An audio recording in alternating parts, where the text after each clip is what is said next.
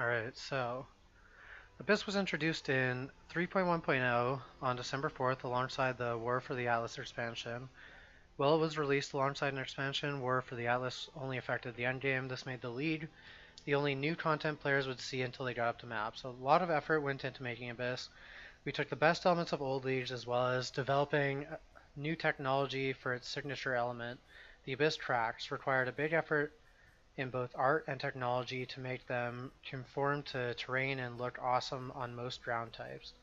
We made new monsters specifically for Abyss. We also pushed the rewards as far as we felt we could. Abyss jewels were comparable to other jewels on the passive tree and opened up new build possibilities. The Stygian Vise base type and uniques, which let you place the jewels in your gear, made them even more powerful. Pros and cons of keeping the content. The combination of factors gave us an interesting problem regarding whether we will immediately roll Abyss into the core game when it ends. The league has strong drivers for both being retained and not retained. Abysses were popular and fun content to run, and importantly, integrated well with level generation in ways other leagues haven't. This makes it good content to keep and possible to use in main storyline content without feeling too out of place. The jewels, and especially the new belt base type, make Abyss a difficult league to keep. The belt easily becomes the best belt choice, as the jewels you get wear outstrips other implicits on belts. It is fine to have a league where builds are different and interesting and pushed in a certain direction, but it makes it hard to keep the content permanently. If we kept the monsters and ground tracks but not the rewards, we don't think that would be a popular choice. Nerfing the rewards heavily and keeping the content would let us keep the content, but would mar it as far as players would be concerned. Having worked out it was such strong content to keep, we looked at the rewards. The jewels are fine in the context of the passive tree. It was the Stygian Vise belt which caused the biggest problems. Should we keep the lead except for the belt? We decided we didn't want to do that, but we could keep the lead and reserve the belt only for later in the game. At higher levels, the belt base also competes with Elder and Shaper belts on other bases. That's true. The belts are way, way OP. The specifics. So having worked out that we want to keep the lead, what are the details of how we integrate it? We decided to add the content from part 2, i.e. the start of Act 6 onward. It works well with existing level design, so we keep it on leveling content. It is fairly intrusive to play, so we opted to keep it entirely out of part 1, and then introduce it when significant change has also happened to the world. I think that's kind of fine. I like Abyss. I mean, I know a lot of you guys probably don't like Abyss, as I've been reading, but I do personally really like Abyss. Shaped or Elder belts will still be better. Yeah, definitely in certain situations. But you could probably still get Elder and Shaper Stygian Vises, which should beat out any other base. The content will extend into maps. We decided to delay Abyssal Depths from occurring until maps.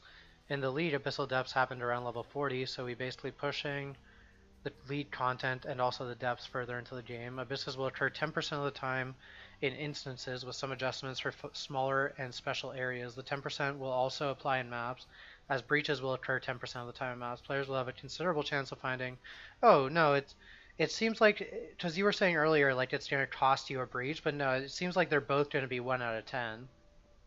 Can't get Shaper Elder Stygians? Is that further in? Because you definitely can right now. You guys don't have to spoil it for me. We're going to find this out as we go. Nighthawk1372, thank you for the follow, man. I appreciate that. Okay, let's jump back in here. So it's like a 10%, basically a 1 out of 5 of having either one in your map, which is pretty awesome in my opinion. We have increased the odds of a Lich occurring in depths, so there's still a reasonable chance of finding them, despite Abysses being much less common than they were in the League. That's really nice. I was saying that if they add them to the permanent game, that's something they definitely need to do. This isn't patch logs, it's a development manifesto leading to the next patch, and how they're going to implement Abyssal Depths or whatever. Abyssal Depths and Troves will still be able to drop maps, so the content will never be penalizing to play. That's really nice. Abyss Jewels and Stygian Vises make up much of the reward for the league. Abysses will have good general drops from their Troves, and Depths will continue to be rewarding. However, we will reduce the shower of jewels from each abyss. An abyss will have a magic jewel and some chance of a rare jewel. Belts will now only come from depths and liches. Oh, that's interesting.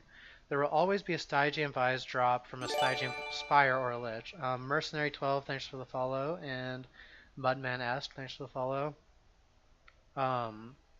So yeah, you're right. So there won't be any Shaper or Elder Liches or Belts then, since they are only coming from the depths.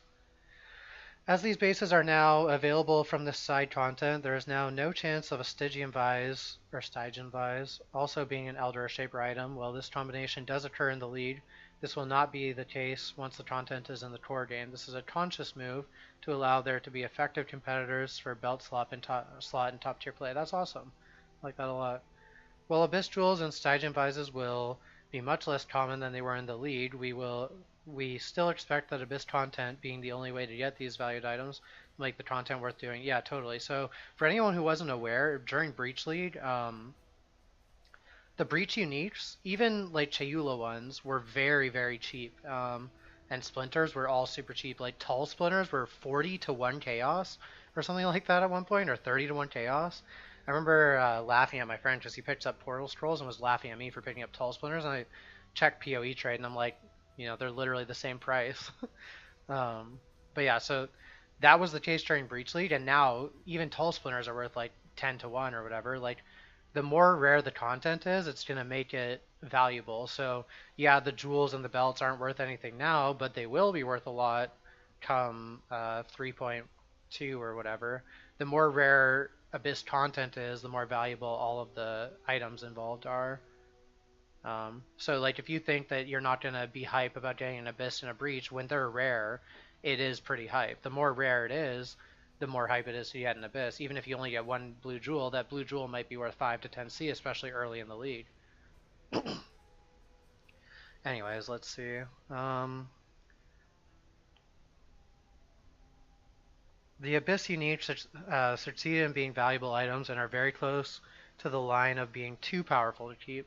They did make interesting builds, and we feel they make a fine addition to the game. We have flattened the odds of the two Liches and the unique chances to make the rarest items similar in availability to how they were during Abyss League.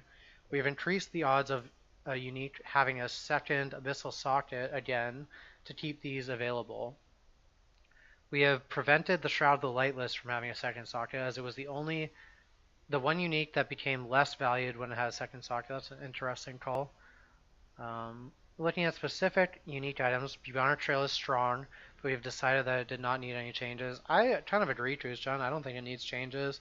I mean, if the two socket one is insane, but it's so rare that it's not like it needs a nerf. Think of it like a headhunter kind of item or whatever. Light Poacher, on the other hand, dances well into the territory of broken mechanics. We have decided a mid-league nerf wasn't justified for an item with limited availability. However, for the permanent leagues, we will be making some changes. Light Poacher projectiles now travel a limited distance. Increasing or reducing projectile speed will adjust this distance. Light Poacher projectiles no longer always pierce. This does, however, allow players to invest in alternatives, such as Chain and Fork instead. That's kind of cool. Well, it'll be interesting to see how that works out. Not to mention Tombfist. Yeah, two-socket Tombfists are, in my opinion, like, super underrated. They're probably the best Abyss unique right now. Beyond flanks is the sound it makes as it explodes corpses. True. And only 84 jewels will be juicy. Oh yeah, they'll be worth so much to you, pet. Not rare anymore. Yeah, it's just as rare, Bruce. What do you mean? They said they're keeping the rarity. Similar to how it is in Abyss League. Q-Abyss, yup. Nerf belts a bit, yup. Bit rare jewels, yup. Nerf Light Poacher, yup. Seems pretty reasonable. Yeah, completely Ola for all this is pretty awesome. People already bought your 84 Abyss jewels in Hardcore. Yeah, I'm sure people in Standard are going to make huge money off of flipping this stuff. Summary, we put a lot of effort, planning, and risk into making the Abyss League. We are very happy it paid off, and it turned out to be one of the best leagues we've ever done. The content and monsters are a fun addition to general play. The items brought by Abyss have opened up new build possibilities and increased the depth of player choices. We also knew it was content well worth keeping, and are glad we have found what we believe is a good compromise between the power too good to keep and too good not to keep. We feel we have found a good compromise for the Stygian Vise belt that will not take over belt slot choices as much as it did during the lead. We look forward to seeing you all enjoying Abyss content in 3.2.0 along with other new content that release will bring. Yeah, I kind of agree with them with all that stuff. Uh, I don't think Abyss needs to be removed from the game. I think that with Abyss being more rare, it makes all of the Abyss items a lot more desirable. Um, like right now, belts and jewels and stuff aren't really worth picking up because there's so many in the game. They're just flooded, and so they're not worth anything. But when they're more rare, that'll make them more valuable, more worth identifying, more worth selling, stuff like that. And with Abysses being like a 1 in 10 maps like Breaches, I'm not gonna feel like, oh fuck, my map has an Abyss. I have to go follow this track and backtrack a bunch. Um, it's gonna feel a lot better to do Abysses. So I don't know. I'm pretty excited for that, and I'm happy that Abyss is being added to the main game because it's cool. It's a very build enabling lead. I mean, like tons of stuff wouldn't work right now without Abyss items. Increase the odds of uniques having a second abyssal socket. Yeah, but the actual depths are going to be less common, Bruce. So they're going to be. They said there's a specific line that says they wanted to keep the odds. I'm pretty sure it's before what you're talking about, and it says they wanted to keep the odds, and that's why they increased the odds of them having a second socket, because they want everything to be about the same rarity as it is right now. Finding a wild abyss will be so good. Yeah, it's gonna be awesome, especially when you hit in like a T16 map. You're gonna be fucking fist pumping about that. Team Fist with Vol and Ellie Weak could be one of the best items in the game. Yeah, definitely, they're really good.